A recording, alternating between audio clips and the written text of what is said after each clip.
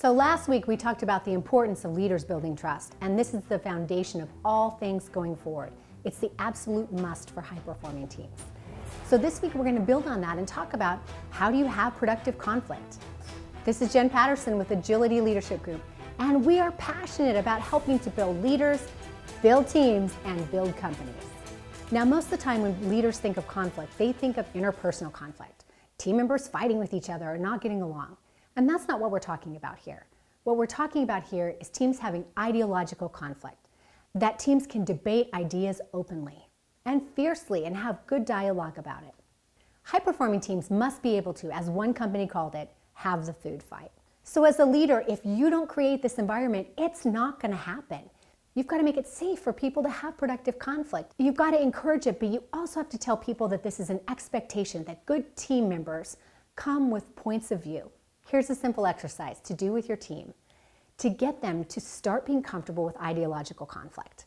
So next team meeting, when you're talking about maybe an issue or something that you're working through as a business, ask one side of the room to argue passionately for whatever it is that you're trying to do, and ask the other side to argue passionately against it. That can help create this environment where people realize, hey, it's safe to have differing points of view. So use this exercise with your team and debrief afterwards to see what learnings come from it. As a leader, you actually want to encourage dissent.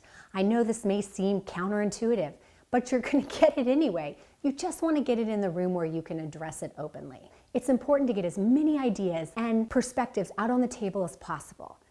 This is a great way for you to maybe catch a flaw before some product hits the market, and or identify something that you could do, something very special that you could add in that makes your product and or service offering irresistible. So I often see leaders get really good at taking a perspective. And what ends up happening sometimes in those meetings is you have a debate, everybody talking over the top of each other. But what we're looking for here is to have good dialogue, which means you've got to have a mix of people having a perspective, but also seeking to understand the perspective of others. It's these two together that makes dialogue possible, and that's when you get to the really great solutions. So we've just covered productive conflict, which is absolutely essential as we move into the next one, which is about gaining buy-in and commitment. So if you've missed any part of this series, you're not going to miss out. Just head on over to our YouTube channel at Agility Leadership Group, and you can catch any videos that you've missed there.